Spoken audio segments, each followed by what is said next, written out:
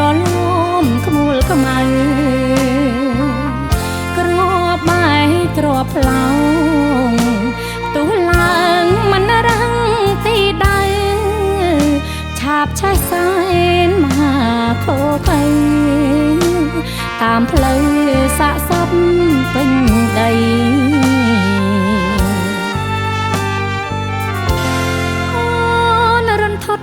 ណាស់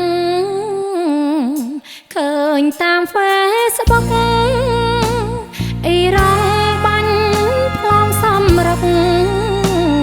បងអើយអូនស្លុតអូនភ័យទៅអ៊ីស្រាអែលដែលបងធ្វើការរាល់ថ្ងៃអូនព្រួយនឹកបងស្ទើរខ្សែក្រែងប្រងថ្លៃមានគ្រោះថ្នាក់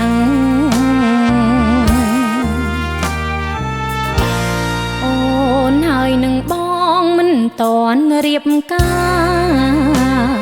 យើងបានភ្ជាប់ពាក្យស៊ីស្លោមេបាកំណត់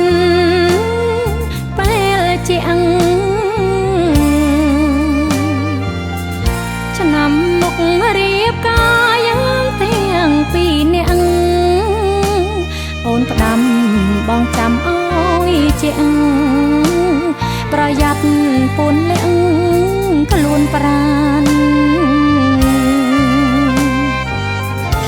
ខ្លួនអូនជាស្រីគ្មានអ្វីប៉ឹងទេ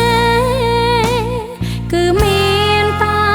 រូបប្រងស្នេហ៍បងអើយជាក្បូនជាស្ពានសង្គ្រាមនៅឆេះបើបងមិនអាចទ្រាំបា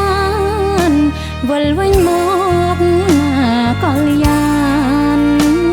ស្រុកយើងមិនខ្វងការងារ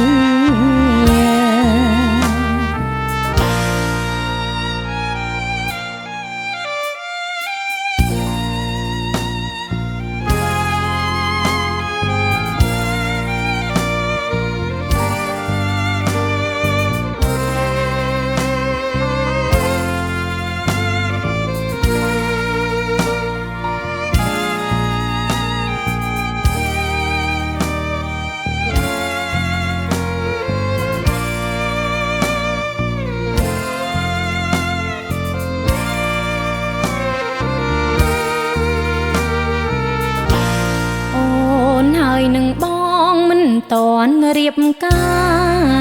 រយើងបានភ្ជាប់ពាក្យស៊ីស្លោមេបាកំណត់